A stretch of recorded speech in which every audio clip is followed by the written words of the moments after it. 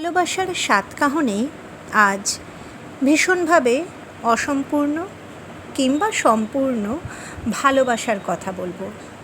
কথা গল্প শুরু করার আগে বলে নেই, আজ যা কিছু বলবো সবই কিন্তু কাল্পনিক, বাস্তবের সাথে এর কোনো মিল নেই। আচ্ছা বলুন তো, ভালোবাসায় একটা মানুষ তার ভালোবাসার মানুষের জন্য ঠিক কতদিন, কত মাস, কত বছর অপেক্ষা করতে পারে? না, এখনকার দিনে বা আগেকার দিনে এই ধরনের কোনো কথা আমি বলবো না, কারণ আমি মনে করি ভালোবাসা ভালোবাসাই হয়। এখনকার দিনে বা আগেকার দিনে বলে কিছু হয় না। আগের দিনের ভালোবাসা ভালোবাসা, আর এখনকার ভালোবাসা মানেই যে সেটা বাস, ট্রেন বা ট্রামের মতো হয়ে গেছে, মানে এই ধরুন একটা যাবে আর একটা আসবে, তা কিন্তু একেবারেই নয়। তো যে প্রসঙ্গে ছিলাম সেই প্রসঙ্গে ফিরি। এমনিতে তো ভালোবাসলে ভালোবাসার মানুষটার জন্য সারা জীবন অপেক্ষা করা যায়, তারপরেও অপেক্ষা করা যায়। কিন্তু এখানে যদি এটাকে একটা গল্প হিসেবে ধরে নেই, তাহলে এই গল্পের এক বিশেষ চরিত্র রুদ্র 28 বছর ধরে তার ভালোবাসার মানুষটার জন্য অপেক্ষা করছে। রুদ্রর অপেক্ষা একবার শুধু স্নিগ্ধাকে দেখার, একবার সামনে থেকে ওর গলার আওয়াজ শোনার।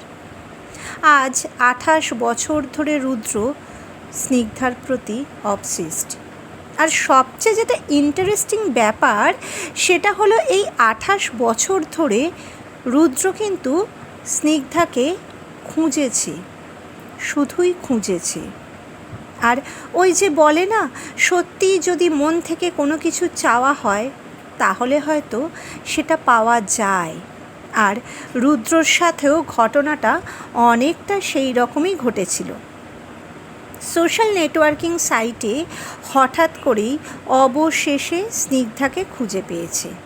বর্তমানে স্নিগ্ধার ভরা সংসার, স্বামী, সন্তান, নিজের চাকরি সবই রয়েছে তার। রুদ্রও বিবাহিত, ঘোর সংসারী, কিন্তু মন থেকে ও যে শুধুই স্নিগ্ধার। এখন প্রশ্ন হতেই পারে, যাকে এত ভালোবাসে, যার জন্য এত অপেক্ষা, তাহলে সে অন্য আরেকজনকে বিয়ে কেন করলো? সব তো আর নিজের হাতে থাকে না। প্রথম যেদিন স্নিগ্ধার সাথে রুদ্রর চ্যাট হয়, স্নিগ্ধা লেখে, বড়ই দেরি করে ফেলেছ ফিরে আসতে। রুদ্রর কাছে এর কোনো উত্তর ছিল না, আজও নেই। রুদ্রর স্নিগ্ধার কাছে একটাই চাহিদা, আর সেটা হলো স্নিগ্ধার সুস্থ থাকা, ভালো থাকা। কারণ স্নিগ্ধার শরীর খারাপ রুদ্র মেনে নিতে পারে না।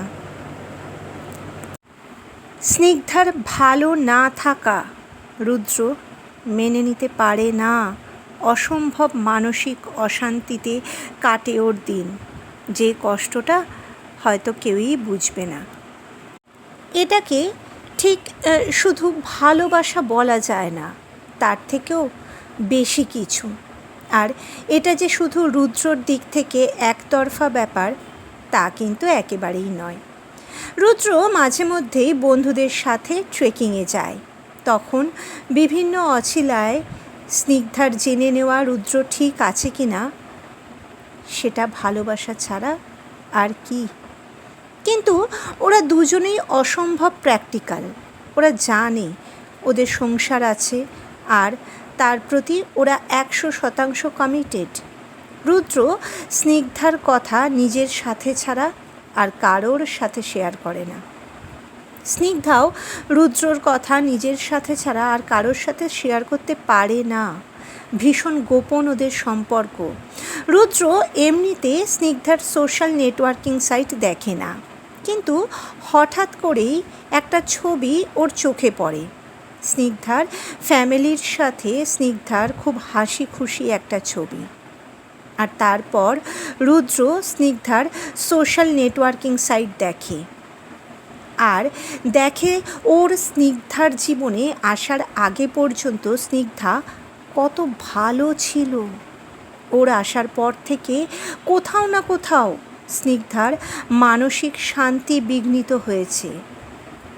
রুদ্র চিন্তা করে, কিন্তু সেও তো স্নিগ্ধাকে ছাড়া থাকতে পারবে না। কিন্তু সেই সঙ্গে এটাও ভাবে, যাকে ভালোবাসি তাকে যদি ভালোই না রাখতে পারি তাহলে কি ভালোবাসলাম। হ্যাঁ, ওকে ছাড়া আমি খুব খারাপ থাকবো, কিন্তু এতগুলো বছর তো থেকেছি ওকে ছাড়াই, ওর ছবি ছাড়াই। আসলে মোদ্দা কথা হলো, কাউকে ভালোবাসার জন্য না তো তাকে দরকার হয়, না তো তার ছবির দরকার হয়। রুদ্র সরে আসে স্নিগ্ধার জীবন থেকে। যতটা সহজে আমি কথাটা বললাম, ব্যাপারটা অতটা সহজ না হলেও ভালোবাসার জন্য এটুকু তো করাই যায়। কোথাও না কোথাও স্নিগ্ধাও এটাই চাইছিল রুদ্রর জন্য, কিন্তু রুদ্রর বিশ্বাস দেখা ওদের একদিন হবেই, আর সেই দিন মুষলধারায় বৃষ্টি হবে। সত্যি জীবনে এমন অনেক কিছু ঘটে যার ওপর আমাদের কোনো হাত থাকে না। এত ভালোবাসার পরেও এমন অনেক মানুষ আছে যারা একে অপরকে নিজের বলতে পারে না, শুধু ভালোবেসে যায়।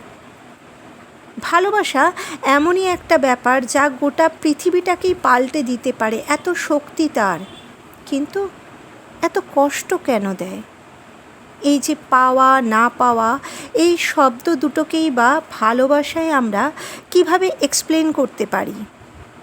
এই রুদ্র আর স্নিগ্ধা, এরা কি একে অপরকে পেয়েছে? হয়তো পেয়েছে, কিংবা হয়তো পায়নি। আর যদি পেয়ে থাকে তাহলে হয়তো এরাই একে অপরকে পেয়েছে।